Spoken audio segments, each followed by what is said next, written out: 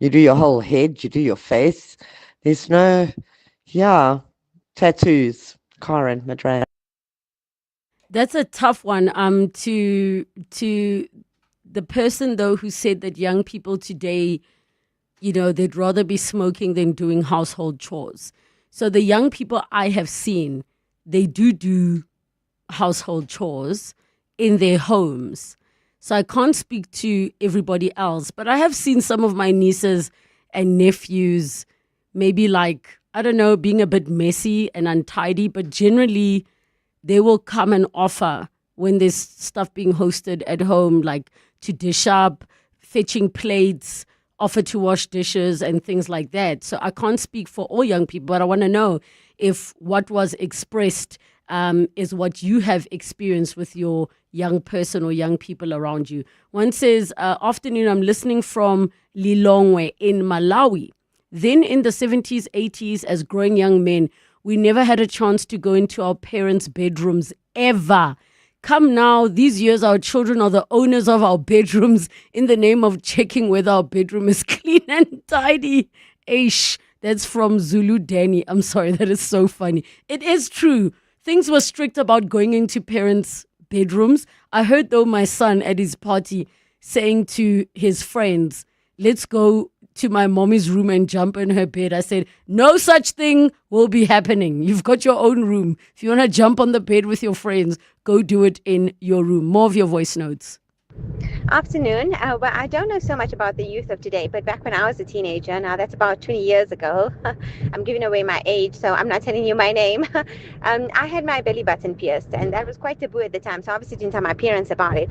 Now, there's a certain amount of discomfort and restriction to movement that happens, within those first few days after piercing your belly button. So I was almost sitting down, arching my back a bit, and it was almost as if sitting down like a pregnant woman. And I thought to myself, well, if my parents think I'm pregnant, at least then when I tell them about piercing my belly button, it'll almost be a relief rather than being upset about it.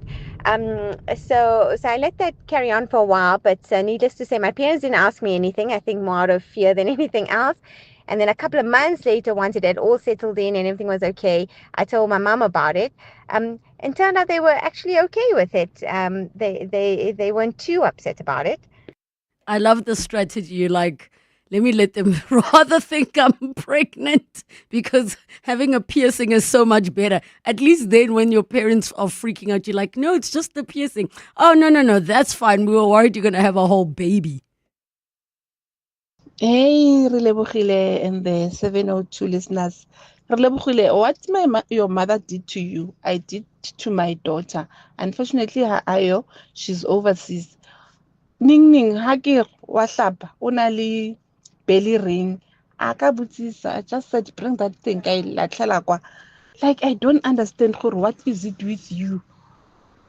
The piercing and all this. I did that to my daughter. I wish she was here listening to 702, but she's in the US now. Thanks, Relebogile. The reason I'm just laughing to myself is because the realization is there that once a child becomes independent, there's nothing else you can do about it. I personally don't have an issue with piercings, but what I wanted to say, the previous voice note about tattoos being hidden and stuff. When I was a teenager, I knew one or two people in high school who had piercings that are referred to as Prince Albert, and I forgot what the other name is. But those are piercings exactly where you think they are. Hidden piercings, right? Private part piercings. For reals. They were done. It happened. Hi, really. I hope you and your listeners are doing well. When I was in grade 6, we did Ispanzula. That was 2006. We did it Ispanzula, me and my classmates and some people I knew from primary school. And my mom thought, it was taboo or whatever because she thought we were going to do all those nasty things, maybe become thugs or we are going to smoke weed, stuff like that. But yeah, to this day, I'm not a thug. At least I can so say myself, I'm not a thug. And I haven't smoked weed, I haven't smoked cigarettes to this day, not even once. So yeah, it's one of those things parents don't like. This is Dumisani from Davidton. Yo, Relebogile, when I was 16, I was meant to get a tat. You know, my parents and I had agreed on it. Worst of all, it was a tattoo of my school badge. There was this weird culture at our school where when you hit age 16 and a particular sporting code, some of the guys would get rowing boats with the school badge in it. And so, yeah, I was on the verge of doing that. My parents diplomatically handled it, knowing that as a 16-year-old, I needed them present in order to get a tat. They said, we will go when you're available. We will go when we're available, and you'll get your tat so that I could stop nagging. Were they ever available? No. However, I am eternally grateful that this did not materialize. I'm sorry, that is so funny. That is very funny. But to the person who said, have that good relationship with your kids, it's so important. I don't think I would do the things my parents allowed us to do. As in certain respects, I'm going to be more strict. Like with alcohol, because we were allowed to have alcohol at home. Just because my dad didn't want us going out and being crazy, and it could have turned out way worse than that. I had a very open relationship with my parents, so the majority of the time knew where I was and what I was doing. But thank you so much for all your messages, your calls, and your voice notes. It's 1:30, time for your latest Eyewitness News headlines. Good afternoon. Thanks, Relebogile. Very good afternoon. Government has signed a $1.5 billion loan with the World Bank to focus on infrastructure development. The National Treasury says the loan agreement is aimed at supporting critical structural reforms, which will enhance the efficiency, resilience and sustainability of the country's infrastructure services. The Eastern Cape government has committed to ensuring that the families of flood victims continue to receive the necessary support. Since heavy rain slammed the province nearly 2 weeks ago, 95 people have been killed. In an update this morning, authorities confirmed that the bodies of 3 people were found in the last 2 days. And Action SA has kicked off its campaign for next year's local government elections with a key focus, on boosting financial support for municipalities. While the party acknowledges the issues facing local government, it says increased funding is essential for municipalities to function effectively. Action SA's leadership launched the campaign in Alexandra, north of Joburg today. Those are the headlines. This EWN and more at 2 or as it happens. EWN Traffic. Well, we still have that delay in 4-ways now. That's as you get off the N1 approaching the Winnie Mandela Drive off-ramp. It's causing heavy traffic.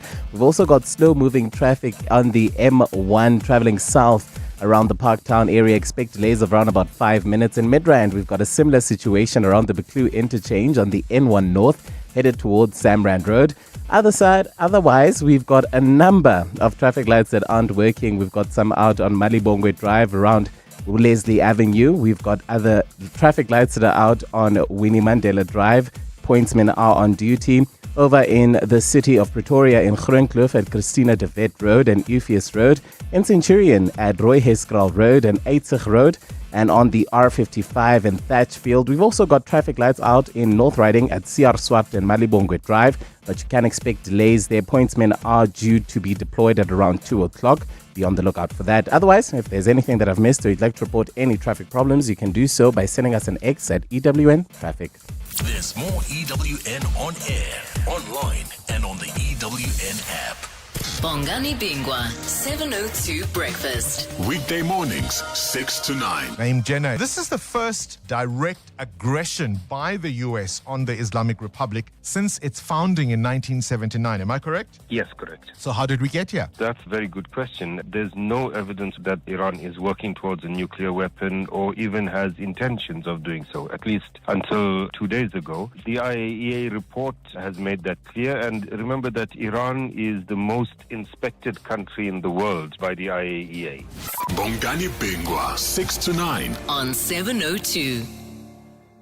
Winter's here, and so are the season's hottest deals Whether you're powering through early mornings or cozying up on cold nights, Takealot is your one-stop winter shop for heaters, appliances, winter skincare and everyday essentials. Shop smart, stay warm, and make winter your season with Takealot. We are woven into the same soil that shapes South Africa. Its dreams, its energy, its promise. These guide us. Together, we've built progress hand in hand, from the mines to bustling main streets, from one generation to the next.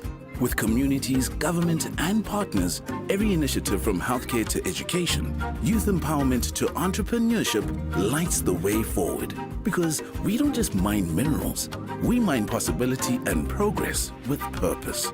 Together, we're shaping what's next, mining potential, building beyond. Anglo-American. Kickstart your small business with a starter bundle from Nedbank. Enjoy free transactions for 6 months, including free cash deposits and withdrawals and a free debit card with easy digital access and a dedicated banker to guide you along every step of the way. Open a Nedbank starter bundle with SA's best bank for SMEs. Apply on the Money app today. Nedbank. See money differently. Nedbank is a licensed FSP and credit provider. T's and C's apply. Looking for real ways to live greener? Then don't miss Green Tip of the Week, your weekly dose of sustainable inspiration. From eco-entrepreneurs to climate champions, we sit down with the people making real change. Catch Green Tip of the Week every Tuesday on Afternoon Drive with John Perlman, 3 to 6 p.m. only on 702. Proudly brought to you by Volvo. It's safe to be brave with Volvo. 702 Movies. 25 minutes to 2 o'clock, time for movies and what to stream today. We are chatting to our entertainment commentator, Phil Mpela, 011 883 0702, the WhatsApp line 072 702 702, with all of your movie, documentary, series, old, new recommendations. Phil, happy Monday. How are you doing? I'm great, my queen. How are you? I am doing very well and excited for today's conversation because we're doing something different. Yeah. With everything that's going on in the world, I mean, we're looking at our lives differently these days, because there's a new thing that shocks us every day. So I figured that, today, let's just talk about this thing that bothered me over the weekend, because usually I don't watch reality shows like that because I have secondhand, embarrassment, vicarious embarrassment. So I sometimes don't want to watch this show, but I found myself watching these two shows. And I was not feeling well, and I thought, let me hear what other people's opinions on this are. Maybe I'm being too much. Maybe I'm too sensitive. And those shows are two shows that are airing right now. One is airing on Zanzi Magic, and the other one is on Mojalab. One show is called Thokoza Gogo, and it's starring Gogo Maweni, who's very famous and very controversial. And the other one is a show called Umkhonto Ukwazekaya. So for context, Thokoza Gogo with Gogo Maweni is about her life in Sangoma, and she reveals some really, really disturbing things about the work that she does, many of which are a bit questionable because it's very explicit. They don't hold back on anything. Kuyatagazwa, witchcraft and all those things, right? And then on this one, on Zanzi Magic, Thokoza Gogo, I actually hate to watch it because I've watched all the episodes and I'm very fascinated. It's a show about people who are related who are now in a sexual relationship. Some even have kids. So I saw that promo and I was like, is this a real show? Like, it's very much a real show. Okay. So I found myself sitting there watching this show, especially the Umkhonto, because it's not just about the individual. The other one, at least it's one person who's making that decision about putting their lives on TV and in that way, right? And we can have a conversation about Ubusangoma. Is it all right to have Amasangomas who are now on TV bragging about reaching people, bragging about doing rituals that are actually harming other people? What's the discourse on that? How would we feel about it? Is that good because we are showing that, or is it bad? But now this one, it involves other people because it involves families who are coming on screen unbeknownst to them that they're going to be talking about such a sensitive issue. So now it's not just about the couple, it's about the other people in the family now who are now exposed to this, and now this thing is exposed to the entire country. What do you think about that? If I put my producer cap on, Yes. it's always about views and how many people are going to watch, right? Yeah. But I think about when I started doing radio, one of the pieces of advice my boss gave to me. And he said to me, if you want to have people phoning, you can go on air on any day and make a bold statement about a controversial topic like abortion, for example, you can go on air and say, I completely support abortions under any circumstances, irrelevant of how far the pregnancy is. And you will get calls. And then he said to me, or you can focus on creating discussions that are meaningful and purposeful. So my view, based off of that and my own personal values, is that there are some things on our screens today that I do feel are exploitative and that push, it's not even pushing a boundary, you're just creating a new basement of what it is we're projecting. And I think we underestimate the power of what we normalize with what we're seeing. Because some of the things that are shown on television are illegal. And there's not even law enforcement involved. Yes. Yeah, there's this other show called, is it Fake Pastors, where a pastor was just admitting on screen that, yes, I did sleep with these kids. I'm like, but that's statutory rape. Why are you not in jail?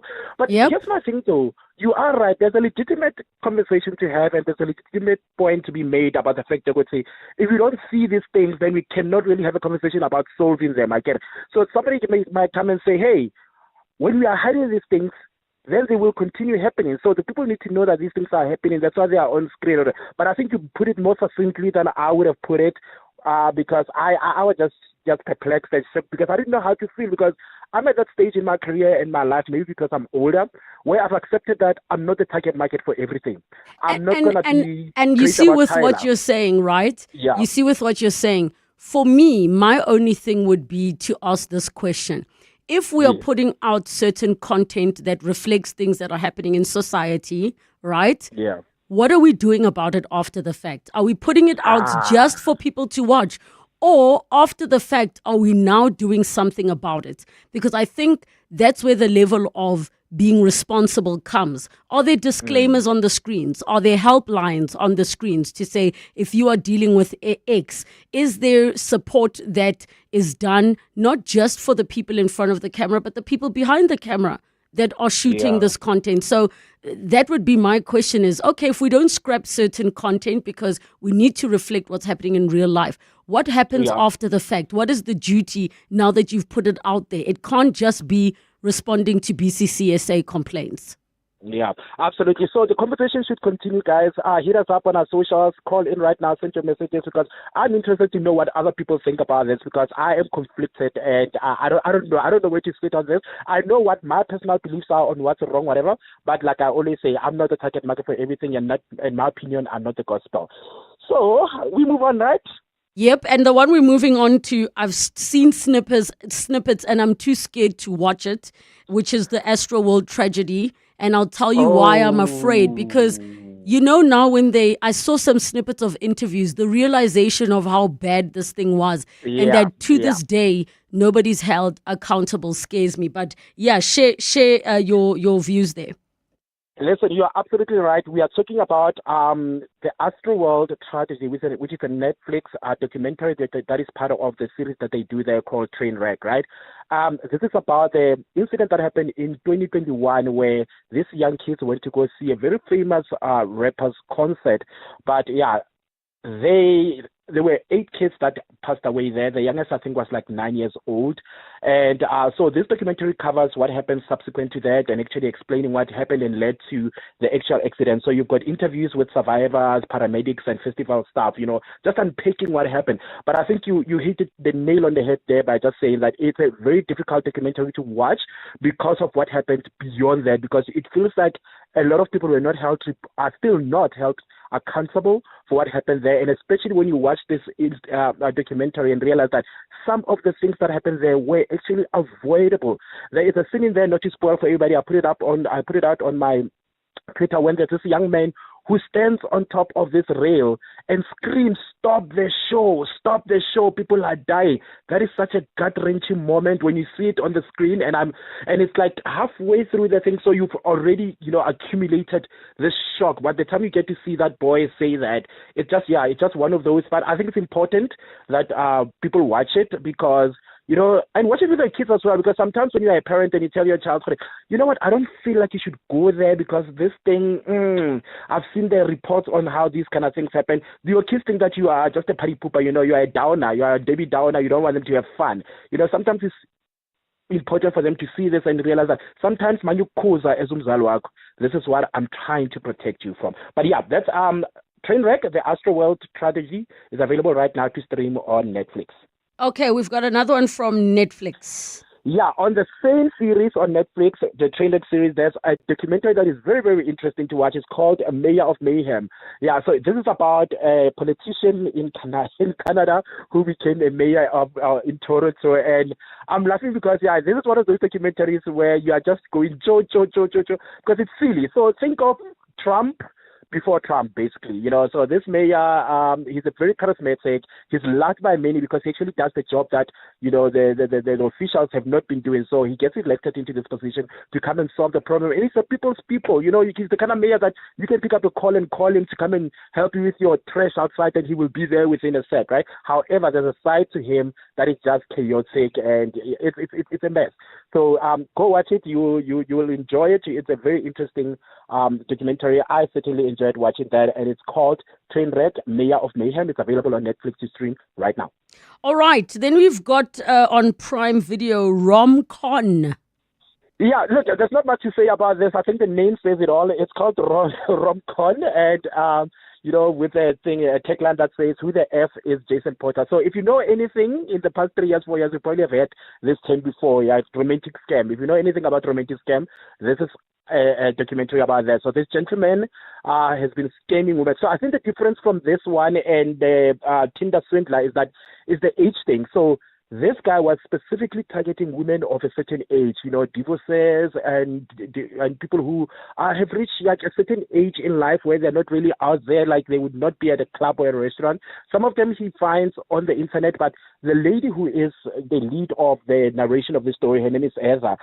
This guy came into her apartment to fix something in the apartment. He's a mechanic. He was a handyman or something of that sort. And they fall in love. And within 3 years, this man had stolen all her money from her bank account and stolen from her family members as well. So it's very interesting. It's very, very, very, very educational in terms of how we open ourselves up to new love, especially when we get to a certain age. Not even that. I suppose anybody of any certain age these days can open themselves up to, you know, being swindled or being scammed by people. So that's called The Rom-Con, and it's on Prime Video. That's the Amazon streaming service, and it's available right now.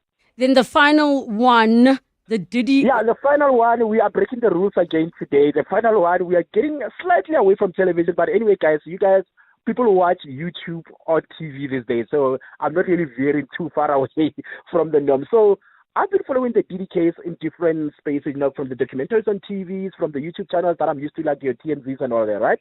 And I stumbled onto this account that is called Rotten Mango, that is covering the Diddy trial. And what is so fascinating is how the approach that they take to this, and I feel like anybody who's interested in knowing what's happening in there would find this very, very, very, very helpful. It's narrated by a lady called Stephanie So, and the way that she delivers, so she goes into the actual courtroom, she sits there and she watches everything that's happening, she gets the transcript, and then she comes and records and, you know, narrates what happens. But she doesn't just tell you what happened.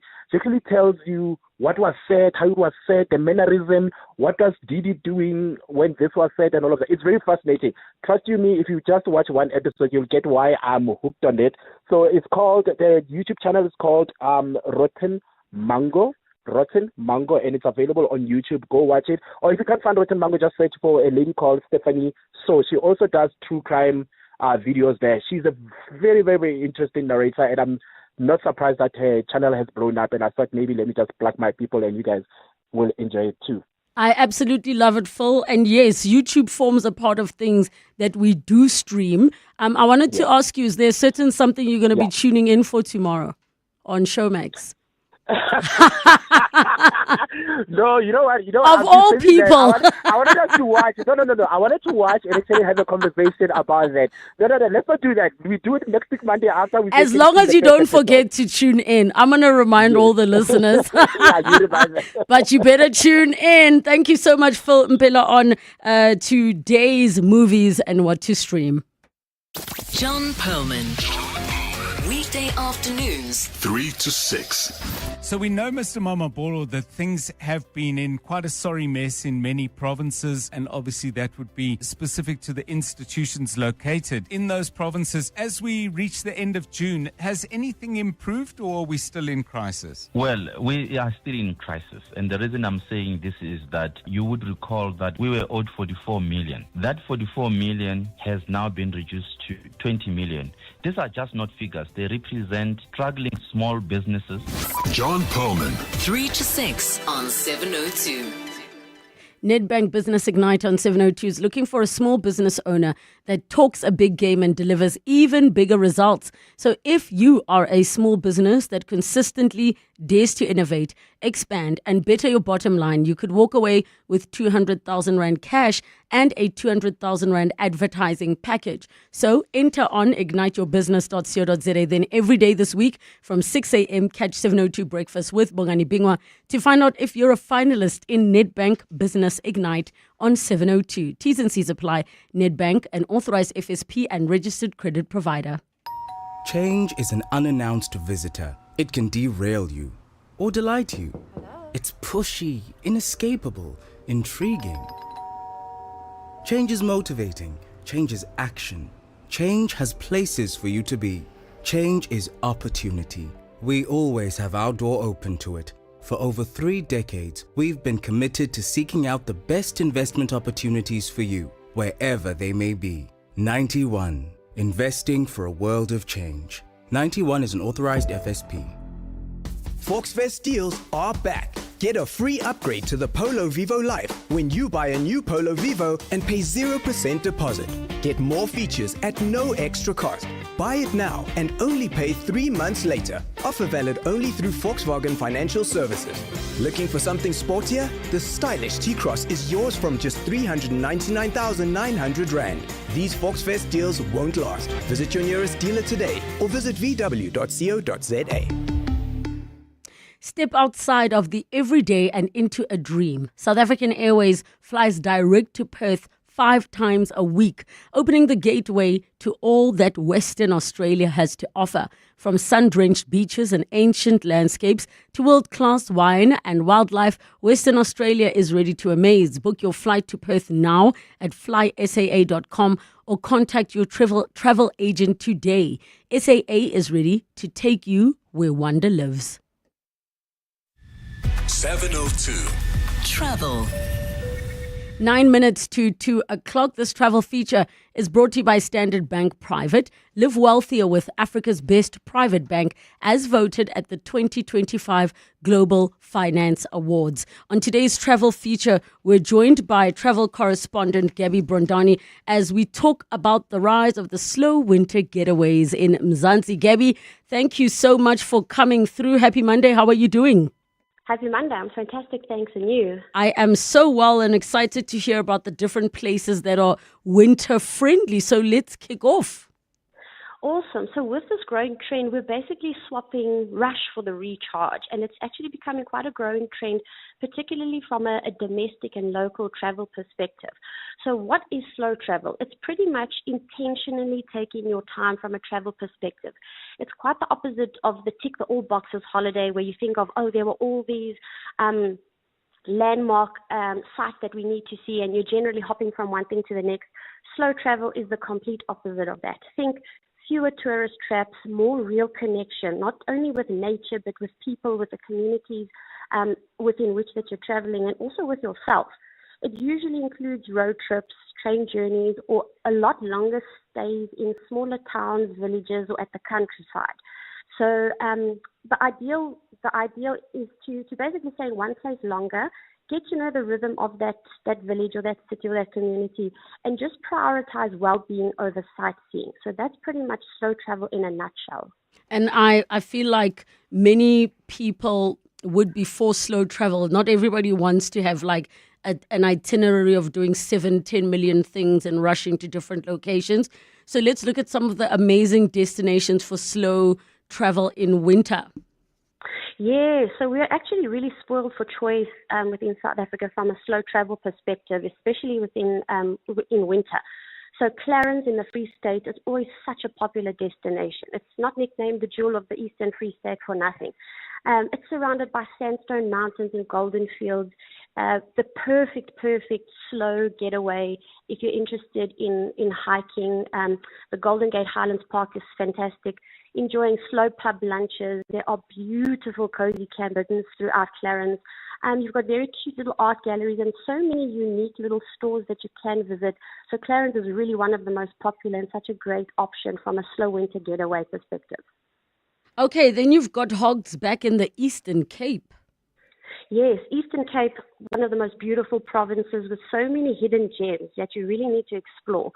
So Hogsback, it's known for its enchanting forest. It's got beautiful waterfalls, misty landscapes. It really is straight out of a fairy tale. If you haven't seen any pictures of Hogsback, Eastern Cape, do yourself a favor and Google it. Also, really great destination for hiking, for forest bathing, which is becoming a lot more popular. If you're enjoying or into your fireside journaling, which is really, really such a beautiful thing to do during the winter time, and just a really great way to enjoy unplugged weekends. Another great destination. Moving over to the Karoo. Yes, so we've got Prince Albert in the Karoo, a really quiet town with this old world charm, and it's got one of the most beautiful clear starry skies if you are into stargazing. Also really great for enjoying local cheese and olive tastings for those who are into their gastronomy. Historical walks are another really great things to do, and enjoying the storytelling evenings that they do in Prince Albert. Then we move over to the Western Cape. I don't hear people speaking much about Stanford. So Stanford, it's not one of the places that immediately comes to mind, but I think a lot of the people in the know, particularly within the Western Cape, Stanford is quite a popular getaway for them. So I think for those of us in Joburg, it might not be something that we hear about very often, but it's definitely somewhere to check out.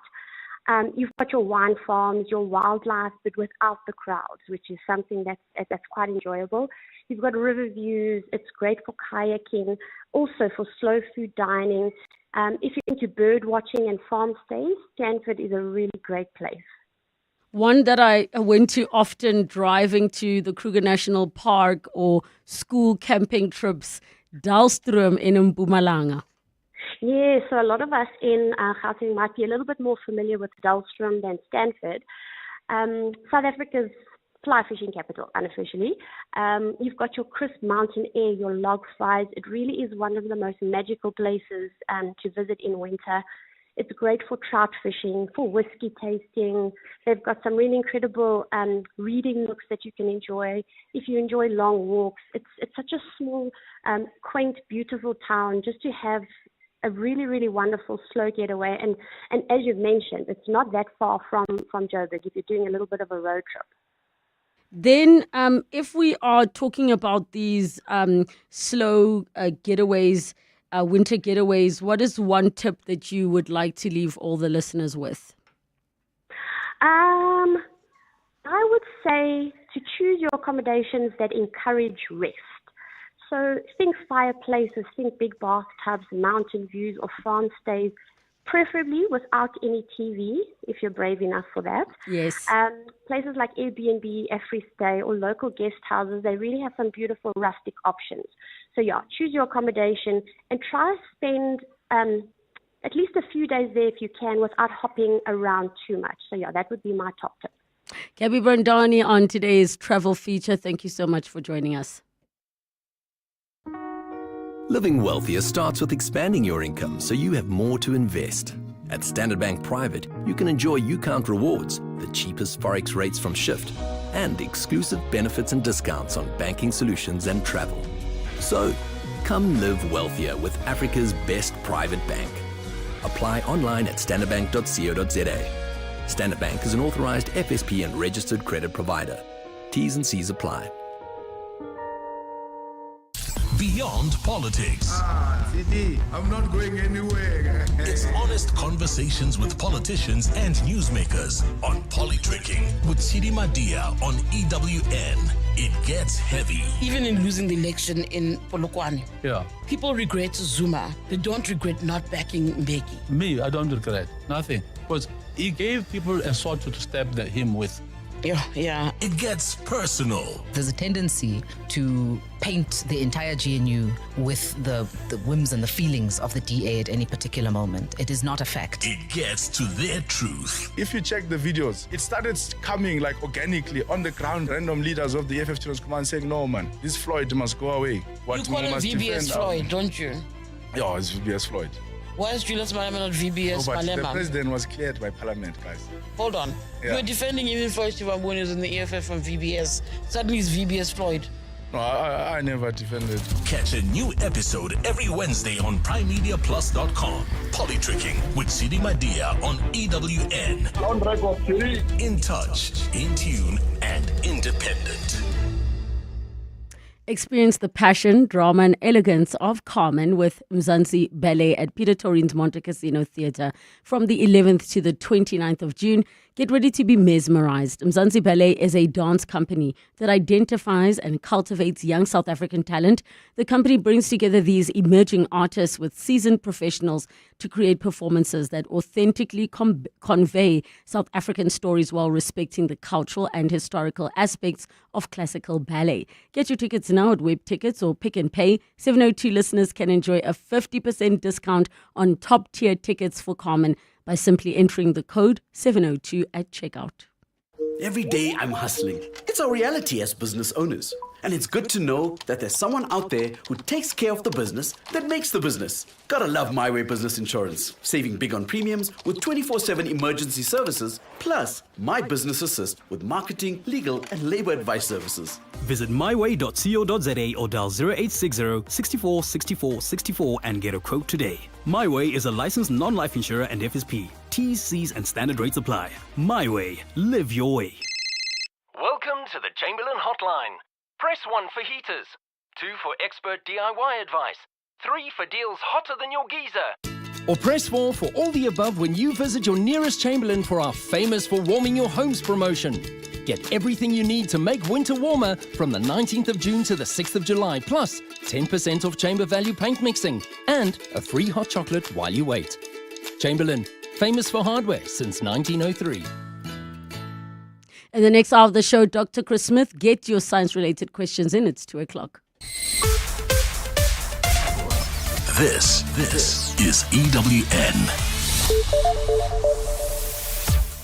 Good afternoon, I'm Bali Dlamini.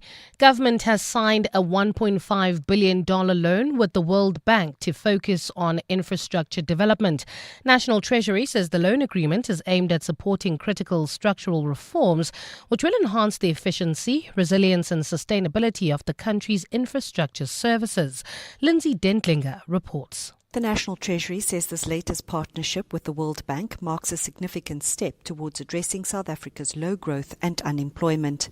It says the loan will help to unlock key infrastructure bottlenecks, particularly in the energy and freight transport sectors. The Treasury says the financing forms part of government's broader efforts to implement structural reforms that strengthen public institutions, includes private investment, and improves service delivery across priority sectors of the economy. The loan will mature in 16 years with a 3-year grace period. It will be charged at the standard overnight financing rate plus 1.49%. The Treasury says these terms are in line with its financing strategy, important to government's financial stability, and of minimizing an increase in debt service costs. Lindsay Dentlinger, Eyewitness News. The Eastern Cape government has committed to ensuring that the families of flood victims continue to receive the necessary support. Since heavy rain slammed the province nearly 2 weeks ago, 95 people have been confirmed dead. In an update this morning, authorities confirmed that the bodies of 3 people were found in the last 2 days. Ndogozo Khumalo has more. While search operations continue in the worst affected parts of Umtata in the Eastern Cape, families are left to pick up the pieces of the devastation left by the torrential rain.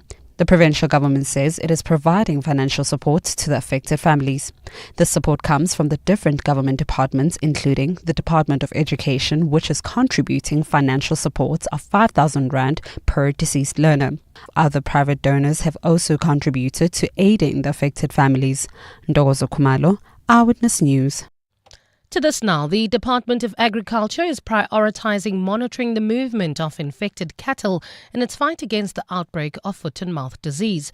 Minister John Steenhuisen says it's important for vaccinations to continue with speed in order to curb that outbreak. Steenhuisen has been visiting one of South Africa's largest commercial cattle farms in Heidelberg, where vaccines are being administered. Caron Beef Feeding Lot supplies 30% of South Africa's beef. It has received 45,000 vaccines already, and its last batch is being rolled out today. Steenhuisen says 72 million rand has been set aside to purchase vaccines for all infected cattle. Of course, it's not so much the borders, it's the protocols for the movement of animals. You shouldn't be moving animals that have not been verified as foot and mouth disease free. Animals should not be going to auction unless they have the right certificates. To this now, Action SA has kicked off its campaign for next year's local government elections with a key focus on boosting financial support for municipalities. While the party acknowledges the issues facing local government, it says increased funding is essential for municipalities to function effectively. Action SA's leadership launched the campaign this morning in Alexandra, north of Johannesburg. Alpha Ramashwana reports. Along London Road in Johannesburg's Alexandra Township, several homes are surrounded by sewage flowing down the street. Potholes are hard to see as they are filled with sewage water and in some cases filled with sand to cover them up. A strong and overpowering stench also fills the air. Action SA National Chairperson Michael Beaumont says these issues are precisely what the party aims to tackle if elected to govern. And it is so appropriate that Action SA is here today to launch this campaign here in Alexandra, in a community where you can see service delivery issues of many kinds that have been not attended to for many years. Next year will be the second time that Action SA runs for municipal elections. Alpha Ramshwana, Eyewitness News in Alexandra. And finally, SANParks will be giving free entrance to the Godumodumo Dinosaur Interpretation Centre in the Free State until the 30th of September. Tourism Minister Patricia de Lille launched the centre at the weekend. The 120 million rand investment funded by the European Union is described as a milestone moment for the Department of Tourism, the Department of Forestry, SANParks and the Free State Government. Jacques Nels reports. The centre blends paleontology, archaeology, geology and cultural heritage, promising to awaken curiosity in every visitor. His Majesty Moromoholo Mopeli of the Bakuna Kingdom, alongside Tourism Minister Patricia de Lille, cut the ribbon to launch the new centre and had this to say. It's creating jobs for everybody. It's imparting knowledge to the youth because the stories that our elders have been telling are stories that have never been recorded, and this is the first of its kind. The oldest fossil, dinosaur embryo was found here in South Africa over 220 million years ago. To mark the opening of Godumodumo Dinosaur Interpretation Centre, SANParks will be giving free entrance to all South African citizens from today until the 30th of September 2025. Jacques Nellis for Eyewitness News. Gold is trading at $3,375.31 an ounce. The rand is at 18.14 to the dollar, 24.28 to the pound, 20.81 to the euro, and Brent crude oil is at $77.82 a barrel. In Germiston, there is slow-moving traffic on the N3 South heading towards the Geldenhuys interchange, and Sunning Hill queuing traffic on the N1 North towards Rivonia Road exit. In Centurion, you can expect delays on the N14 East. Now that's headed towards the Brakfontein interchange, and in Pretoria, there are some delays on Eskom Pahlele Drive North headed towards Mood Street. It's a fine afternoon in Gauteng today. Temperatures have peaked at highs of between 20 and 21 degrees. The top story in EWN this hour. Government has signed a $1.5 billion loan with the World Bank to focus on infrastructure development. EWN, in touch, in tune and independent. For the latest, visit ewn.co.za or download the EWN app. Choose the 8 kilometer for those walking strong, the 6.7 kilometer in honor of Mandela Month, or the 4 kilometer for families and first timers in 702's Walk the Talk. Tickets on primemediaplus.com. You're with Relebogile Mabotja Live, streaming countrywide. on the Prime Media Plus app. DSTV channel 856 92.7 and 106 FM.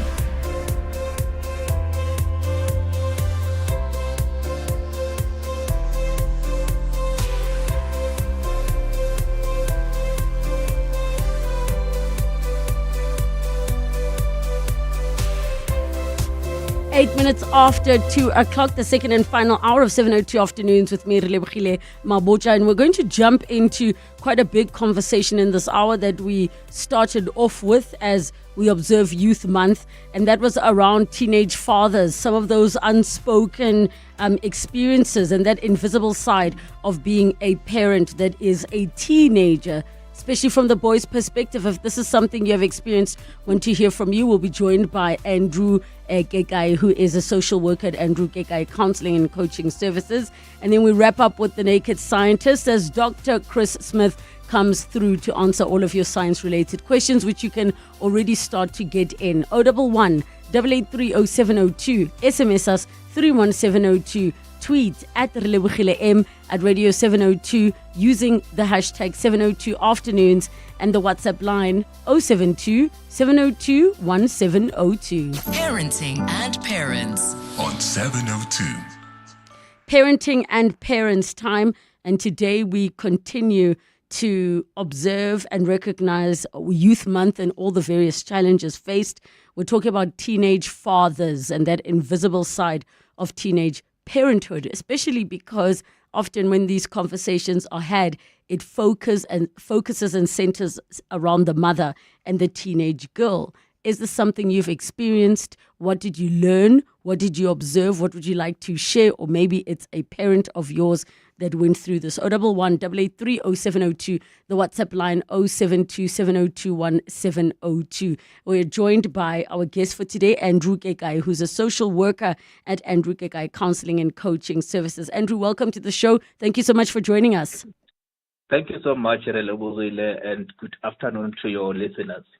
I want to preface for this part 2 of the conversation, Andrew, just to obviously reiterate that we know there are many challenges facing teenage girls, but for the purposes of today's conversation, we want to steer it around the teenage boys, the fathers in this equation. And we already know that many a time teenage boys are able to sort of get through without being noticed or without any real implications or consequences, rather, let me say. But if you are to look at what you are seeing, what you are observing, be it through your patients or clients, are you seeing that young boys are stepping up a bit more, or maybe their families are? Last week, we had 1 or 2 people saying they are so grateful that when they had a child as a teenager, it was the father's family that took her in when the mother's family, or her family rather, had rejected her, or it was the father's family that stepped up to help raise the child. And we know those are not always the situations, but it can be the case where the father is very much present and involved. Yes. No, thank you so much for that question. And I think you are quite right. We do have teen fathers in South Africa who want to be actively involved in the life of their children. But the reality is most of the teen fathers, they have limited involvement in the life of their children. And because the focus, as you indicated in your opening, the focus and the conversation is limited to a girl child or the teen mothers, they are more visible and they often receive direct support and mentorship. But the father who is supposed to be actively involved come across a lot of limitations because we don't talk much about them. And most of these fathers, they really come from families where they have never been exposed to fathers. They grew up in families where there are no role model or a father figure. So they need a lot of mentorship. They need a lot of exposure and support in order for them to be able to carry out the responsibility of fatherhood, because it is a new thing to them. They have never experienced this before, and it comes with a lot of challenges, like your emotional strain. It can sometimes put even financial pressure on them, and of course the stigma and lack of support, especially for those teen fathers you just spoke about who want to be involved in the life of their children. You'll find that most of the time they don't have the support either from the parents or even from the community. So my interaction with a lot of teen fathers, what I am finding is that most of them, they feel sidelined, and they feel or they are labeled as irresponsible or absent without actually understanding their reality. Because most of them, they want to be responsible, but they are also ill-equipped, they are unsupported, and they have a lot of social pressure. It's such, so many things that you mentioned there that I think many people don't consider. Now, one of the things, Andrew, that I mentioned last week was the fact that whenever we talk about teenage fathers, and because this is still quite a taboo subject matter, we neglect to mention and take into consideration the number of teenage boys who have been groomed by adult women, meaning that it is a crime, where then this person falls pregnant due to all of that. So this child becomes a parent without their consent. And I wanted to just know your thoughts on it. I know we won't get an opportunity to delve even deeper into that, but that is another layer. I've had some of my male friends share with me that nobody ever wants to talk about the fact that there are many men who admit to having lost their virginity to a much older woman who was fully aware that they are a child. Now, as we're speaking up more about it, we're beginning to understand what grooming is about and how it happens. I want you to just touch on briefly before we take a break on the psychological of a child, a boy child being in a situation like that. Yeah, thank you so much for that. I think most of the time, we, especially men, we grow up in a society where the culture will then dictate that as a man, you are not supposed to express yourself. You are supposed to show masculinity. And when a boy child goes through that stage where they are groomed by older women, it becomes a taboo to go out and talk about what really happened to you. And of course, I had a few male clients will come to me and say, even going to the police station to open a case, there is a systematic barrier, because either they will laugh at you or make jokes about you. So it is something that it seems to be a taboo. We are not yet ready or comfortable to speak about. But that is a reality that we are facing in the country. And unfortunately, men end up suppressing these emotions.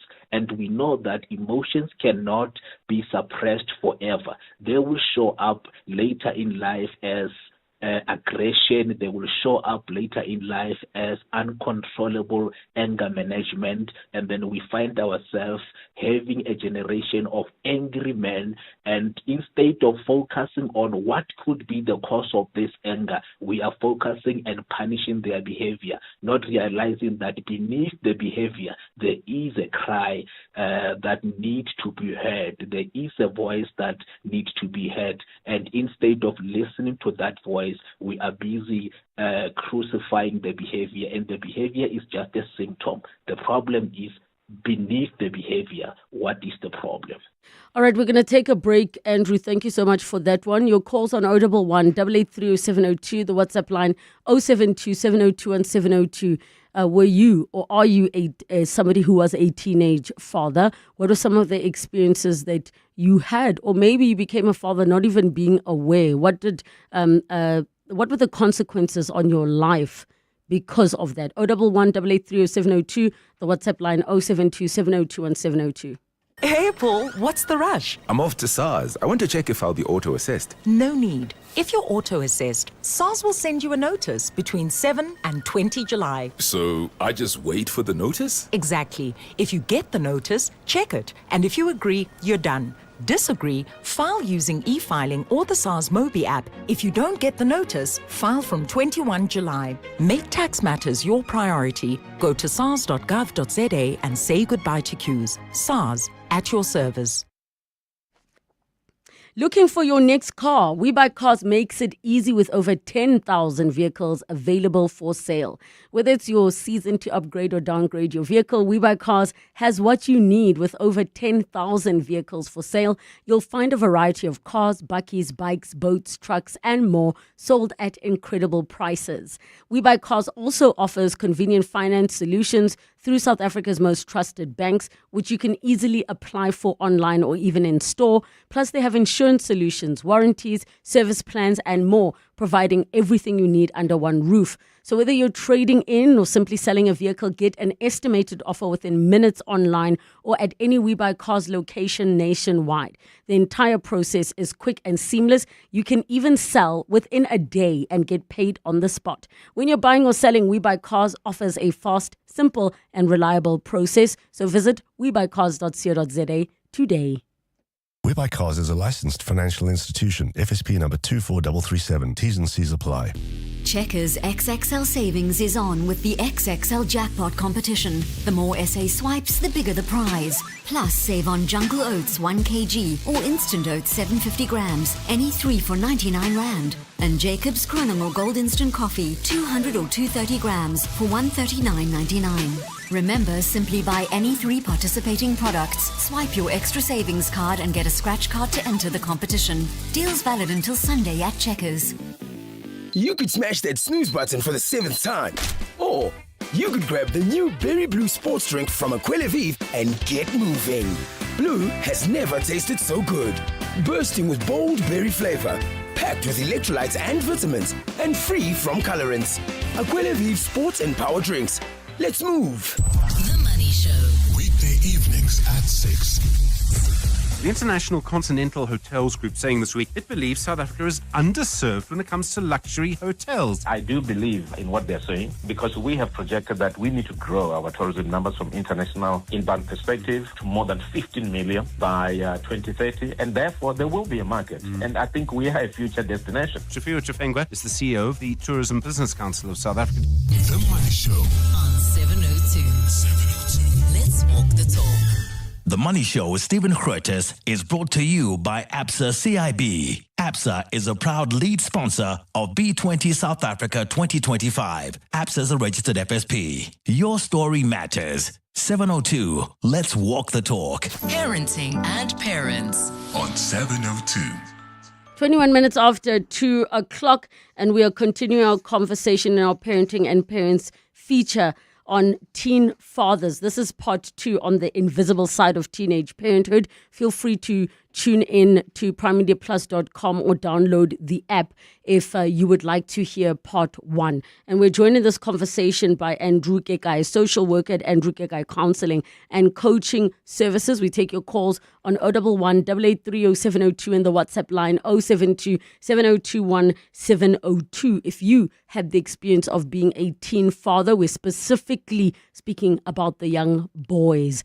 Andrew, prior to us going to news, we did touch on the fact, the break rather, we did touch on the fact that some of these teenage boys, the assumption would always be that the mother of the child is also a teenager, but not always the case, which we've touched on. And I'm thinking about the fact that there are many men who feel that the way certain things are done culturally when a woman becomes a mother, excludes men from the equation, because usually it means that she will move home and be with her mother. In the case, let's assume they're both teenagers, but there's almost that challenge of, even if it was a grown man with his grown adult wife, that we're still trying to figure out where the father fits in, particularly in those early days. Can you chat to us about why it makes things 10 times more difficult when you are a teenager and you are a boy? I think one of the reasons why it will be difficult for a teenager, especially a teen father, we need to accept that they are still growing emotionally, mentally, and socially. Yet, certainly, they are expected to take on the responsibilities of fatherhood. And many of these teen fathers, they come from communities where unemployment, poverty, fractured families, and absent fathers are common for most of them. And there is no clear model of what responsible fatherhood looks like. And these boys are not just irresponsible as the society will think, or in denial as a society will label them, but often they are scared, they are confused, and they are judged by the community. And they are also uncertain about their future. And the reality is, most of them, as I indicated before, they want to be there. But when we have conversations around parenthood, we tend to exclude them. We silence them. They don't feel involved. And as a result, some of them, they will just choose to walk away, because every time when we talk about teen parenting, we normally focus on a girl child, and we somehow sideline a father who is also, in terms of the Children's Act, have equal rights and responsibility in when it comes to caring and raising this baby. So I think we need to start having these conversations on daily basis until we normalize that when a father, especially a teen father, impregnate a girl, they must be treated equally. And when decisions are made, like you said, the girl child will go and stay somewhere, maybe with the parents. Most of the time, the teen father is not even consulted. And because of cultural factors, sometimes even the teen father will not be allowed to come and see the child for whatever cultural reasons. I want to touch on the fact that if a boy child is, let's say, in grade 10, grade 9, 10, 11, I can already picture some families, be it his own or the family of the mother of the new baby, now pushing this child to work and make an income and pushing them to not pursue their education because of this situation that they are now in. I'd like to hear your thoughts on what you are observing, because if you're in an environment where, let's say, the families are able to provide, the kids can continue going to school. But if not, a lot of pressure will be sitting on them. Yes, true. The reality is, in South Africa, we are experiencing unemployment or underemployment, which make this issue even worse. So, and most of the time, the issue of teen pregnancy, it occurs in environment that we normally label as risk factor environment, where you'll find that there are economic constraints. And in this case, the boy child will then have to take the responsibility of providing in terms of finances to the child. And also the family of the girl will put more pressure on the family of the boy child to be able to provide. And you will find that some of these children, let's say a child is in grade 10 and 11, they will drop out. If they don't drop out of school, they will start to have behavioral issues. that may lead them to be expelled at school. Remember, we are talking about teenagers. The neuroscience will say their brain is not fully matured, at least until they reach the age of 25 years. So they are still at a stage where they cannot make logical decisions in the absence of adult guidance. So most of the time they will feel isolated, and as a result of that isolation, they may start to feel overwhelmed. And if they are within the system in the school level, they will start to find themselves misbehaving because they don't know what is happening to them. They don't have the tools, they don't have the guidance.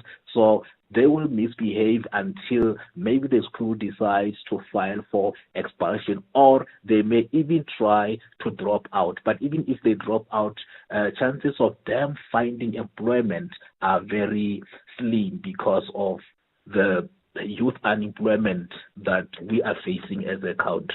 So it is a very difficult position that a teen father will find themselves in, especially because we have not normalized to support them. Yeah, that is a tough one. So as we close, Andrew, what advice would you give to the parents, in particular the caregivers that are around teenage boys that find themselves in these situations where they're going to become fathers or are fathers? I think in closing, I would say supporting a teen father means seeing him as a whole person with a potential, with their fears and their future. When families, schools, clinics, and communities come together to guide rather than judge, we don't just create better fathers, we break cycles of absence, poverty, and trauma for the next generation, because we need to encourage fathers who are present emotionally and psychologically, not just present physically only. So if we support these teen fathers, we are going to create a future with fathers who are present emotionally and psychologically, not just physically. Andrew, thank you so much for your time and just for chatting to us about such an important subject. And I hope that we are able to be less judgmental on the young boys that have made certain choices for them to find themselves where they are and provide them with the necessary support that they need. It's 2:30. Time for your latest Eyewitness News headlines. Good afternoon. Thanks, Relebogile. Very good afternoon. Parliament says it expects Higher Education Minister Nobuhle Nkabane to disclose all the names of the independent panel which advised her on the appointment of boards of sector education and training authorities. While she sent a list to the Higher Education Committee last week, that committee suspects that some names may have been concealed. The appointment of those seated boards has since been reversed. Action SA is looking to grow its presence in municipalities by making promises to improve service delivery. The party has officially launched its campaign for next year's local government elections in Alexandra Township today. While the elections are likely to take place towards the end of the year, the organisation is already conducting door-to-door campaigns. Those are the headlines, this EWN and more at 3 or as it happens. EWN Traffic. Let's start in the Germiston area where we've got queuing traffic. If you're traveling on the N3 South headed towards the Geldenhuys interchange, over in Centurion you can expect some delays still. Now that's on the N14 East heading towards the Brockfontein interchange. It's going to add about 6 minutes or so to your travel time. Staying in Pretoria, Escampahlele Drive North is still backed up. Now that's heading towards Moot Street. In Joburg, in Parktown, queuing traffic on the M1 South heading towards Houghton Drive exit, while in Bedfordview there's slow-moving traffic on the N3 North on the link to the N12 East at the Galudis interchange. Otherwise, if there's anything that I've missed or you'd like to report any traffic problems, you can do so by sending us a tweet, or rather X, at EWN Traffic. There's more EWN on air, online, and on the EWN app. 702 delivers on the matters that matter to you. Hi everybody, my name is Tsepo. I'm from Edenvale. To me, 702 is everything that one can ever dream about. It's home, it's dreams, it's aspiration, but mostly comfort. Thank you for sharing your thoughts so we can deliver more on what matters to you. 702 listens. Let's walk the talk. Western Australia will take your breath away long before the family hugs begin, with South African Airways flying direct to Perth 5 times a week. Your next trip is more than just a visit, it's an experience. Think golden coastlines, unforgettable sunsets, incredible food, and the wild beauty of the outback. And yes, your loved ones will be there too, waiting to show you their new world. Book now at flysaa.com or contact your nearest travel agent. Discover Western Australia, reconnect with the people you miss most, and the magical moments only Perth can bring. Hollywood Bet, the home of timeless slots entertainment, brings you a spinning showdown that comes with great rewards. The spin of a lifetime awaits in the all-new Spinner Zonke Cash Blast. Stand a chance to win a share of an explosive 400,000 Rand in cash when you bet 2 Rand or more on selected EGT digital games. Strap in for skyrocketing success. Bet now. T's and C's apply. Hollywood Sportsbook is a licensed betting operator. No persons under the age of 18 years are permitted to gamble. Winners know when to stop. South African Responsible Gambling Foundation toll-free counselling line 0800 006 008 or WhatsApp help to 076 675 0710. Time to review my favorite employee, my FNB Gold business account. You give me thousands of potential customers by listing my business on NAV Marketplace and access to Guard Me, a bodyguard for cash drops, locking up. No other card does this. If you weren't a bank card, I'd give you a raise. The FNB Gold business account. No other card works harder for your business because your safety is worth it. FNB, help changes everything. T's and C's apply. FNB, a division of First Rand Bank Limited, an authorized FSP and credit provider. Coming up On 702 Drive with John Perlman. 702 Drive is coming up from 3 to 6 p.m. with John Perlman. Happy Monday, John. Did you have a wonderful weekend? I had a fabulous weekend, thank you. How about you? My weekend was fabulous. A bit of work and a bit of sitting in the sun, getting some vitamin D and looking at the plants and saying to myself, this is what life is about. Sunflowers, plants, and sitting in your garden. Great. Sounds good. What's coming up on your show today? Nothing as good as what you've just described. But we'll do our best since we can't sit around all day. All Yep. of us, there's work to be done. So there's some issues with the state of our airports. Some of them are in terms of the infrastructure, the basic stuff as far as passengers are concerned, but there's stuff around the tech as well. There is an organization that represents airlines in Southern Africa. CEO of that body, Aaron Monetsi, joins us at 10 to 4 to talk about what their concerns are. There was a big focus, Relebogile, you'll recall, on pesticides, illegal pesticides and so on. This after so many kids were dying from snacks they were eating in spaza shops, and there were questions being asked about some of the pesticides. By the end of June, there should have been a decision where some of these pesticides are now off the shelves, but there's a concern that the farmers haven't had enough time to prepare, and also the people who are sort of activists around these pesticides are saying it's not very clear whether the steps the steps that need taking are actually going to be taken. So it's a little bit of a hot mess. We're going to find out about that. You know, our driver's license machine that keeps breaking. Yep. And our one and only. Yes, which was installed in 1997 or 98. I can't, but we've got hold of the person who installed it, who was in charge of the project. And he's going to come on the show and talk to us about a number of things. How long was the machine meant to last when they installed it? Was it meant to be a 27-year journey with this machine? And I was asked, somebody asked me, picture the machine. Can you picture it? And I couldn't. Apparently it weighs 3.7 tons.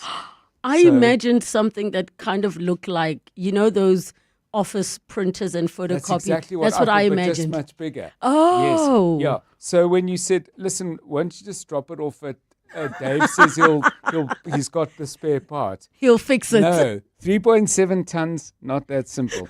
But we'll get some insight into that. And obviously, the Israel-Iran war, we will be focusing on that after 5 o'clock and look at the implications in particular for oil supply and oil price. We hope to do that at about 5:10. Somebody was asking online does this feel like the start of World War III? And the person responded, who's been working in foreign policy abroad, said he wouldn't say it looks like the start of World War III, but this is the closest we have been in history to a potential World War III, considering what's happening in the whole world.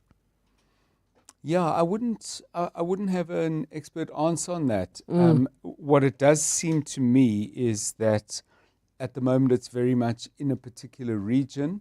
It has been in that region for quite some time. For other countries to get involved, it would need Russia to become militarily involved. And the impression I get at the moment is they're not keen. And I don't see China getting militarily involved at this point. But anything's possible. Anything can happen. Anything is possible. Anything can happen. 702 Drive with John Pullman coming up from 3 to 6 p.m. 702. The Naked Scientist. Time for The Naked Scientist at 22 minutes to 3 o'clock with Dr. Chris Smith. Get your science-related questions in on 011 883 0702 and the WhatsApp line 072 702 1702. And the sooner you get your questions in, the better. If you want to catch up on some of the older ones, go to primemediaplus.com or download the app as well. Doctor, happy Monday. How are you doing? Hi, Leba. I'm really good, actually. It's a very sunny Monday for us, and it's sunny for another reason, apart from seeing your lovely smile there, which we can see you can't see us. I've got with me, though, a friend today. Her name's Alice Archer. She's an astrophysicist, so you might want to ask her, and all the listeners might want to ask her questions. She's based at the University of Cambridge at Queen's College, and she's an expert on anything space.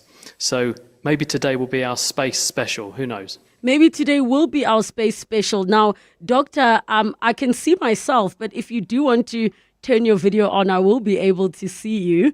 Because I realize I'm like, we've never seen each other. But do you know what? Do you know what I'm doing? I'm not just being coy and hiding behind no video, Lebo. It's because I'm very worried that we're going to saturate all the bandwidth. Oh, yes. Because your picture is so good that we're probably using up 90% of the bandwidth coming to us. And so since what we're saying is more important, it's better that people don't tell me I've got a perfect face for radio for nothing. It's much better that you can hear us, not see us. There we go. All right. So, Doctor, I'm so glad that you have a guest with you today. How are you doing? I'm doing great, thank you. How do you feel? I'm coming from the university. I'm very excited. This is my first time doing anything like this, so new experiences. I love it. And the reason, Dr. Chris Smith, I'm so excited, it is Youth Month in South Africa, and we've had various individuals, young people doing their first time in broadcasting, getting an opportunity on the show. So I feel like you and I are going to get to chill. Somebody else is going to take over the science questions. What do you think, Doctor? Oh, you flushed me out. You found me out. That's exactly right. You bring a friend along and you say, yeah, you can come and join in, and actually say, you do the work and I'm gonna sit and listen. There we go. All right, let us start with the very first question. One says, this is a question from my son. Will cellular phones evolve to holograms? Interesting. Well, first of all, what's a hologram? Because that's sort of implicit in the question, isn't it? Holograms are those interesting laser impressions when you look at a picture and you can twist the picture through a range of different angles and you see the picture in 3 dimensions and it looks like all the colours of the rainbow. And they're actually made by using laser to make marks on a surface, and you actually make the laser beam make a hole in the surface, but also it makes the surface holes in such a way that the laser beam interferes with itself. When the light hits the surface, it then reflects off, having travelled different distances into the surface, and this makes the light change colour. So you get that spectrum, a bit like when you look at a CD. I don't think that would be particularly helpful for a mobile phone because they're doing two totally different things. But it would be quite cool if you could have a holographic-looking mobile phone, but I don't think it would be particularly useful. Did I get the explanation for a hologram right, Alice? Yes, I'd say that's a good explanation. I mean, all this stuff to do with light, things, light interacting, trying to see a 3D image, it could be useful for phones, but I don't think that's their primary purpose, really. They have got cameras though, haven't they? I mean, that's the thing. When first, I don't know about you, Lebo, but when I first saw that someone was putting cameras on phones, the first thing that went through my mind was, what's the point of that? But actually, now I wouldn't be without it. And you think someone was a genius who had that idea. But when you first think a phone and a camera put together, seemed like a totally weird pairing. But now it seems as natural as anything. No one has a camera anymore, do they? So I would say, I do think there would be use for a hologram in a phone, because the way AI is, and people like to, include spirituality. If somebody could take, let's say, your late father's voice and his image, and you could speak to an AI version of your father, and a hologram of him pops up, then you dial the number and you can feel like you're speaking to your late father. I can see that being used. I had not realised that was the implication. That's a brilliant insight. I hadn't thought about that. You can make things that look a bit like a 3D hologram with a projection screen, and we can already do that. It's not particularly convincing, but it can be done. But you're right. You could make sort of a three-dimensional rendition of a person, and it would add an extra layer of realism to the call. But would it make the call any more meaningful if it was just you talking to some random person? I'm not sure, but perhaps in the context you mentioned, it's an interesting idea. Have you talked to Vodacom about this? I have not, but the thing that made me think about it is that I recall Kanye West, for Kim Kardashian's birthday when they were still married, he created a hologram, whole thing, of her father speaking to her, saying like he's so proud of her and all of these things. And he obviously got the voice and the body and the movements. It was like he was in the room. And I remember thinking to myself, that is the most brilliant use of tech to bring comfort to somebody. So I do think somewhere along the way it could become very useful. Well, one of the first times I was in South Africa, I was invited to come to a conference which was all about future technology. And it was one of the first worldwide demonstrations of telepresence. And it sounds a bit kind of passé now, but this was a long while ago now. But basically what they were doing was beaming people to appear as though they were really standing on a stage and talking to you in 3 dimensions, completely photorealistic, in front of a big audience, but they were actually in California. Now, we do that these days. You go and watch the ABBA show in London, and you can watch the ABBA-tars, for example, and it's very, very similar. But in those days, to be able to do that over the internet was particularly challenging. And so it's so technologically demanding that we tend to reserve that for the most important cases where it really adds value. But certainly, there's something about the way that we tend to interact with each other, that the visual element is at a premium in our brains. And so being able to see things rather than just hear them can be incredibly powerful. All right. Thank you so much for that one. Lucy in Joburg, go ahead.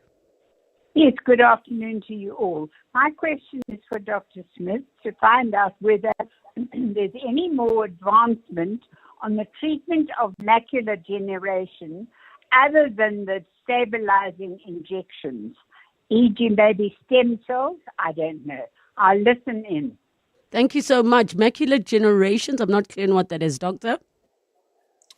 Hi, Lucy. Well, this is a very common condition that you refer to, macular degeneration. And as the name suggests, it is the breakdown or degeneration of your macula with generally age.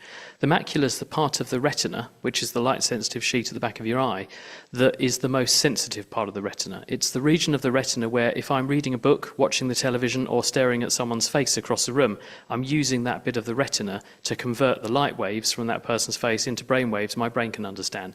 And it creates the most accurate pictures. And because it's the most sensitive bit of the retina, we notice it the most when we lose it. And when you develop macular degeneration, it's because the photoreceptors, the rods and cones that convert light waves into brain waves in that bit of the retina, have begun to break down and be lost. Now, at the moment, all we can do is slow this process down. And there are various reasons why it happens, including blood vessels which are leaky and poison the retina. There's also the buildup of other waste products that can poison these parts of the retina. We can slow that process down, but we can't restore the lost vision at the moment.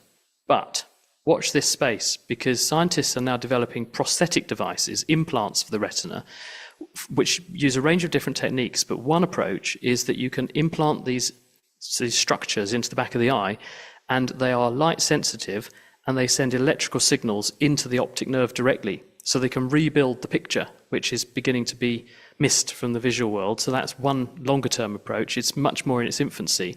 But in the nearer term, people are also exploring stem cell technologies where you can use stem cells, which are the cells that can turn into a whole raft of other cells in the body if you give them the right signals and stimuli. And you can put stem cells into the damaged retina and they will turn back into the cells that are being lost. And that means you can hopefully restore some elements of vision. And so people are making repair patches for the retina that can use these sorts of technologies as well. So as I say, watch this space. We're not quite there yet. We're only at the stage of being able to slow down the disease, not reverse it. But I suspect in the years ahead, that's coming. Thank you so much for that one. We're going to take a break. When we come back, we continue with Dr. Chris Smith. We have a guest with us today, Alice, as well. Get your questions in early.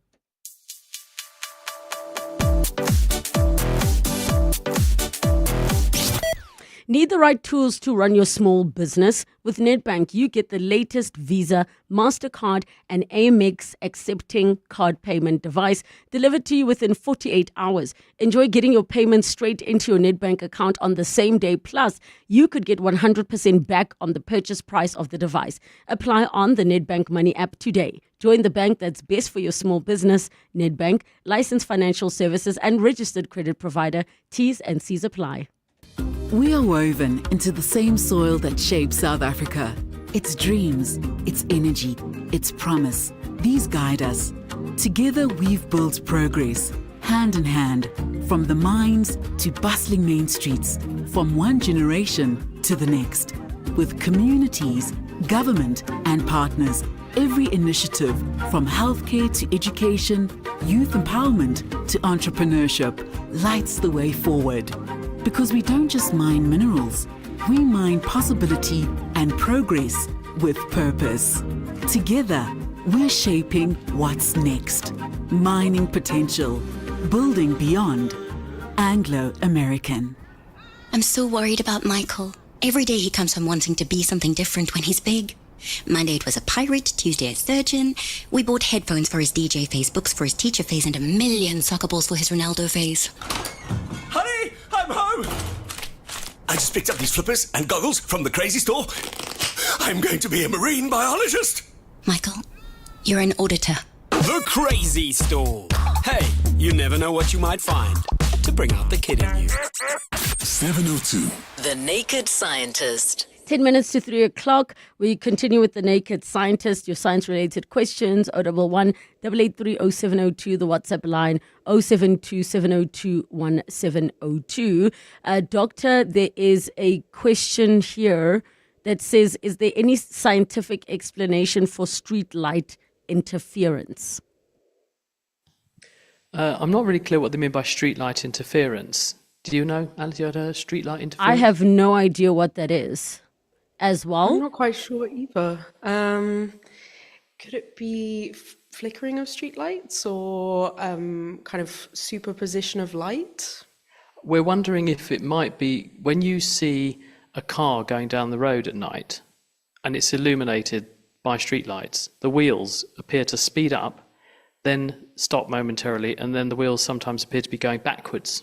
And you sometimes see this in old movies as well. This can be a phenomenon caused by street lighting, and it's what we call a stroboscopic effect. And what is happening is because mains electricity is alternating current, AC, normally this is at 50 hertz or thereabouts.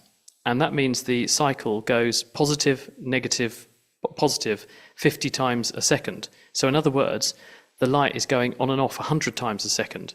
So if you shine a light at your car wheel, you get 100 glimpses per second of your car wheel. And when your car wheel is going round at just the right speed, if there's a mark on the wheel, you'll see the mark go round and get back to where it started, and then you get the next glimpse. So it looks like the wheel hasn't gone anywhere. And if you speed the light up a bit more, or the wheel up a bit more, it looks like the wheel is moving very, very slowly and then starting to go backwards. So this might be what this person's referring to. Yes, you actually... Sorry, you Alice. actually get a... I was just going to ask very quickly for yourself and Doctor. From what I'm seeing, when people reference street light interference, they're speaking from the perspective of people claiming that they can cause street lights to turn off and on. So sort of like more of a paranormal or spiritual or something, but it's a psychic type of thing. I think that's very unlikely.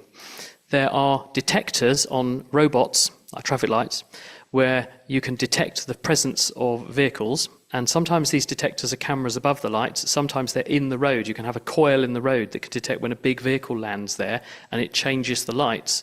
But that's traffic lights. It's not street lights. There are some detectors on street lights on some roads where, to save energy, they do turn the lights off unless they detect vehicle movement, and then they light the road up again. But this is more rare. And it's certainly not something a person can do with the power of their mind. They'd need to do it with a controller. They could use their mind, I suppose, to reach out and press the button, but that isn't directly influencing the behavior of the light. So interference from your mind, probably not. Alice, you had something you wanted to say? Oh, I was going to return to, so when you are using a camera and you're taking a video, you're taking lots of photos, and you get a similar effect to what Doctor was saying earlier, where if you're taking them slower than the thing is rotating, in the example of a wheel, you actually end up with it looking like it's going backwards. And we call this Nyquist theorem. It's a sort of sampling issue or technique. You sometimes see this as well when a person points their webcam at a screen, or their GoPro at a screen which is refreshing at a different rate than the GoPro is taking pictures, and it looks like the screen is flickering on and off, but when the human eye sees it, it's not flickering at all, because it is flickering, but it's going so fast our eye can't see it. But the GoPro, because it's taking maybe 40 or 50 frames a second, does see intermittent flickers of the screen as it's updating. Thank you so much for that question that came through. We've got a voice note. Hi 702, I'm Phoenix and I'm 11 years old, and I was wondering if you could ask the naked scientist a science question. And my science question is, when you rub a balloon against your head, it creates static electricity. But can that static electricity be enough electricity to light up a light bulb? Thank you. Lovely question. What a smart kid, because Yeah, cool I think question. Yep. It's absolutely right that when you rub something which is a non-conductor against your hair, what you do is transfer some charges between your hair and that thing. And in the case of a balloon, because it's not conducting, it's an insulator, some charge comes off of the balloon and onto your hair, and it leaves a net charge on the balloon. And that net charge, if you put the balloon near other things, can repel charges in other things like bits of paper or even the wall, and result in an electrostatic attraction. You can actually get it to stick together. But the amount of charge is very, very small in comparison to the amount of energy you need to light a light bulb. If you had an LED, which uses very low amounts of current, you can do this, believe it or not. You can accumulate enough charge doing this to get a little flicker out of your LED. But with a normal electric incandescent light bulb, they use so much current and they're so inefficient, you wouldn't be able to do it. Even a lightning bolt would only be enough to make 120,000 pieces of toast. So you're not going to get very far with a balloon on your head unless you've got a very, very tough head and very, very strong arms, because you'd be rubbing for a really long time. All right, the last one, which is going to be very quick. Eddie, go ahead. Yes, I want to ask, in the satellite technology, is laser available now to take ballistic missiles out on Earth and quicker than Earth-launched interceptors? Ooh, interesting one. Thank you so much for that. Eddie, Doc, we've got about a minute. So lasers from satellites, Alice? I'm not entirely sure, actually. Yeah, we've got all these satellites orbiting our Earth, and they're all interacting. They've all got different lights and different sort of signals being sent, but I'm not sure how that would work, really. Well, we are using, of course, radar from satellites, and satellites are sending, or they're deluging the Earth in various radar signals, which enables them to see the profile of the Earth's surface. And those signals also are arriving to do GPS. So that's another thing to consider. And if we want to put something at a certain space, in a certain point in time, in a certain place, we use GPS or one of its equivalents. So although we're not using laser targeting, we're using GPS targeting. It's still a form of light, because those radio waves, which are part of the GPS system, they're still a form of light. And why use laser when you could use something that will go straight through the clouds? Laser might not be able to do that. Dr. Chris Smith, thank you so much. Back together next time. Great to meet you, Alice. Great to meet you guys. Bye. Bye-bye. Shop responsibly. Overconsumption may cause short-term dopamine spikes, temporary joy, and long-term environmental damage. Treat that feeling with generosity. Donating to the street store may reduce guilt, increase human connection, and prevent textile waste. Visit thestreetstore.org for more. Winter's here, and so are the season's hottest deals. Whether you're powering through early mornings or cozying up on cold nights, Takealot is your one-stop winter shop for heaters, appliances, winter skincare, and everyday essentials. Shop smart, stay warm, and make winter your season with Takealot. Quiet, please. Quiet, please. Quiet, please.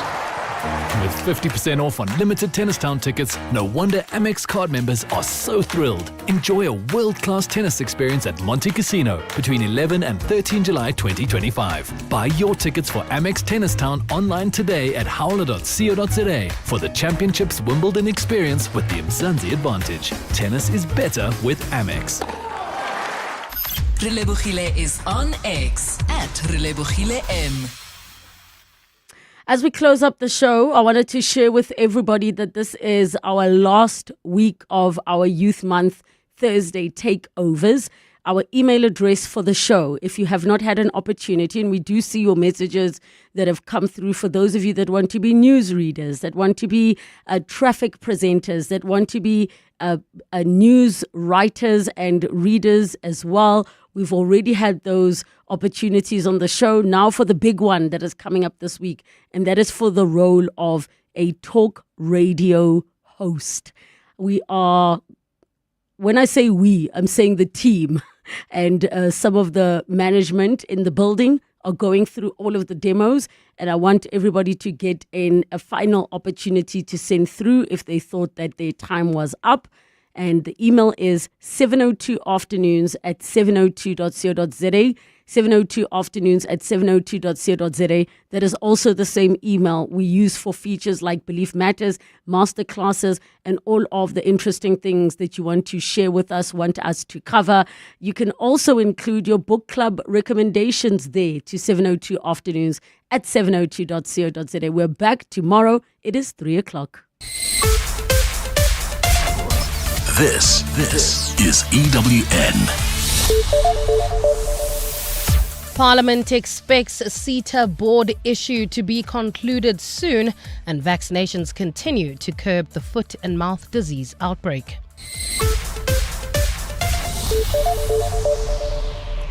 Good afternoon, I'm Bali Dlamini. Parliament expects Higher Education Minister Nomuhle Ngabane to disclose all the names of the independent panel which advised her on the appointment of boards of sector education and training authorities. While she sent a list to the Higher Education Committee last week, it suspects that some names may have been concealed. The appointment of these CETA boards has since been reversed and the process reopened following public outcry that they were being staffed with the politically connected. Lindsay Dentlinger reports.